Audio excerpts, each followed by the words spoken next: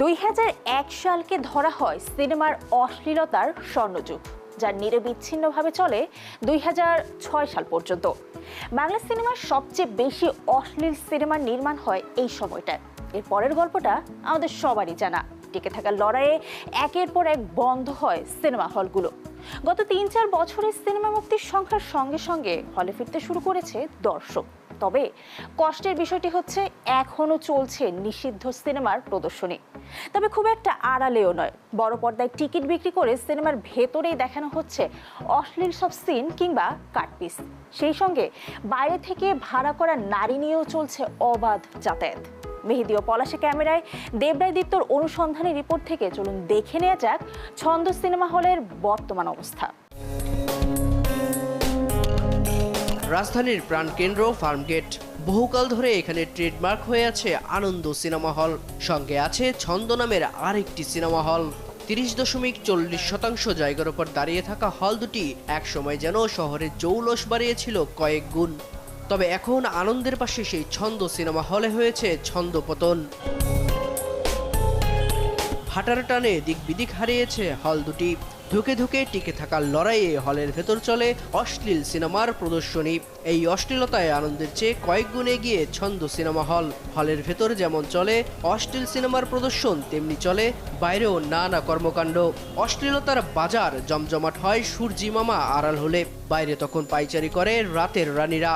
সঙ্গে চলে চোখের ইশারায় কাছে যাওয়ার প্রলোভন। কিন্তু সেই প্রলোভনে কাছে গিয়ে সেই রানীকে কি নেওয়া যায় ছন্দ সিনেমার ভেতর? কি বলছে সেই রানীরা? চলুন খদ্দের সেজে দরদাম করে রাজি করানোর চেষ্টা করানো যাক।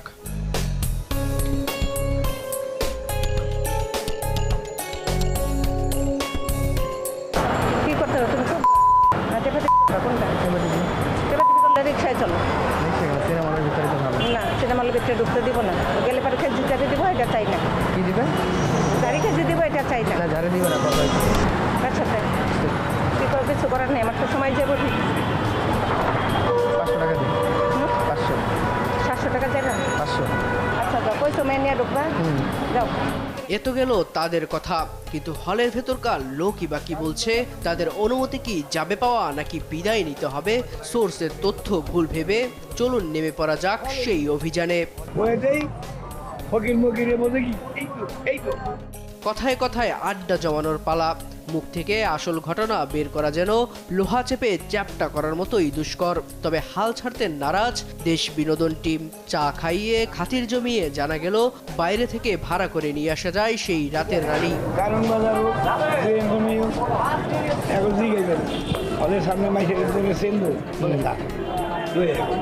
মানে হলের এই এলাকার বাইরে থেকে আনতে হবে। এই এলাকার মধ্যে জানলে কি সমস্যা হয় যেন? সিন্ডিকেট করে। মানে ওরা আইনা ঠেক দেয়। এরপর জানার চেষ্টা করি বাইরে সাঁটানো পোস্টারগুলোর মতোই কি ভেতরে এমন অশ্লীল সিনেমা, নাকি সবটাই আকর্ষণ করার ফন্দি? ওই গান দাহে ওই মোবাইলে এই হলের মধ্যে নেকেট মোবাইলে ছাড়ে ভিতরে হচ্ছে হলের মধ্যে নেকেট চালায় না। আগে বান্ধবী এসে দেখতে হবে। হ্যাঁ, এই বড় পর্দায় চালায়। ভিন্ন দিন ভিন্ন লোক, আর এবারের লোক সাংবাদিক পরিচয়ে। এই পরিচয়ে জানার চেষ্টা করব হলের কর্মকর্তাদের কাছ থেকে তারাই বা কি বলছেন, আর জানার চেষ্টা করব থানার ভেতরেই বা যে কর্মকর্তারা আছেন তারা কি বলছেন সেই ছন্দ সিনেমা হল নিয়ে। হল দুটি দেখভালের দায়িত্বে আছে পুলিশ। পুলিশের নাকের ডগায় যখন চলছে এমন কারসাজি, তখন তারাই বা কি বলছে? যে আপনি যে বিষয়টা বললেন যে ছন্দ সিনেমা হলে যে অনৈতিক কার্যক্রম চলছে, এই বিষয়টা অবশ্যই আমি খবর নেব, যেহেতু আমাদের কাছে আগে কমপ্লেন আসেনি। আর সিনেমায় যে বিষয়টা বলছেন, আসলে এর জন্য তো একটা দায়িত্বশীল একটা কর্তৃপক্ষ আছে, যারা এই ছবির সেন্সর দিছে বা যারা এই ছবিটা পারমিশন দিয়েছে। এই মূল ছবি কিন্তু আমি দেখিনি বা আমরা জানি না। তাদেরকেও আমরা বলবো, আপনারাও বলতে পারেন যে আসলে তারা মূল যে সিনেমা থেকে কোথায় কাট করছে, কোথায় অনৈতিক বা খারাপগুলো দেখাচ্ছে। আর পুলিশের তরফ থেকে আইনগতভাবে যত শক্ত ব্যবস্থা নেওয়া যায় এই বিষয়টা আমি দেখি। পুলিশের সঙ্গে কথা বলতে বলতে আধার নামে। এমন সময় সাংবাদিক পরিচয়ে হলের লোকজনের সঙ্গে কথা বলতে চাইলে ঘাবড়ে গিয়ে আক্রমণাত্মক হয়ে ওঠেন তারা। অন্যদিকে যে টিকিট বিক্রেতা আগের দিন বলেছিল সব ব্যবস্থা করে দিবে, তার যেন আজ ডোন্ট কেয়ার ভাব। সঙ্গে আমাদের আটকে রেখে চলে থানায় ফোন দেবার চেষ্টা। এ যেন চোরের মায়ের বড় গলা। বলেন না না না আমি কি বলবো আপনাকে হোয়াট ইজ দিস এখানে কি সিনেমা দেখানো হচ্ছে? আমি জানি আপনি না আসলে হলের কোন দায়িত্বে আমি আছেন? কোনো দায়িত্ব নাই আমি আপনাকে বলবো কেন হোয়াট ইজ দিস না না আপনি একটা সাধারণ মানুষ। আপনি বললে আমি বলবো কেন আপনাকে ধর মিয়া, এই দেখেন আপনি আচ্ছা স্টাফ উনি কিন্তু বলছিলেন যে আপনি তো বলছিলেন যে আপনি আসলে কেউ না, আপনি মাইকে তো হাত দিতে পারেন না। না না আপনি আমাদের প্রতি আমার অনুমতি লাগে আপনি আমার সাথে কথা বলতে অনুমতি দিতে আপনি তো বলবেন, আপনি তো কেউ না বললেন। আপনি আগে আমার সাথে কথা বলতে হলে আপনার অনুমতি লাগবে আচ্ছা আপনি তো আমরা যখন যাচ্ছিলাম আপনি কিন্তু বাধা দিয়েছেন, আপনার সাথে কথা বলতে আমরা যাই না। ক্যামেরা নিয়ে যেতে পারবেন না আমি আপনি আমি কে? আমি থানায় ফোন দিই তারপরে কথা বলি কেন দেখাচ্ছে আসলে এই সময় তো আসলে অশ্লীল সিনেমা চলে না, চালানো নিষেধ। কোনটা চালানো নিষেধ? অশ্লীল সিনেমা চালানো যায়? তাহলে মামলা করে, তাহলে মামলা করে। এই যে সিনেমাগুলো দেখাচ্ছেন এটা কি ঠিক? কোন সিনা?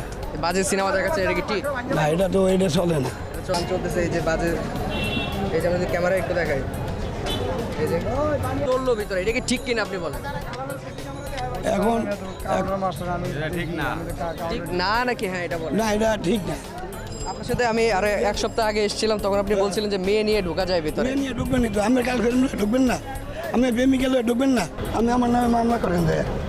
রাজধানীর প্রাণকেন্দ্রে এমন অশ্লীল সিনেমা যদি চলতে থাকে তবে সিনেমা এলাকা অশ্লীলতার সেই সিল আরও গাঢ় হবে এবং আশেপাশের পরিবেশ হবে ময়লার ভাগাড়ের মতো। এখনই সময় সজাগ দৃষ্টি দেবার। দেব রায় দীপ্ত, দেশ বিনোদন।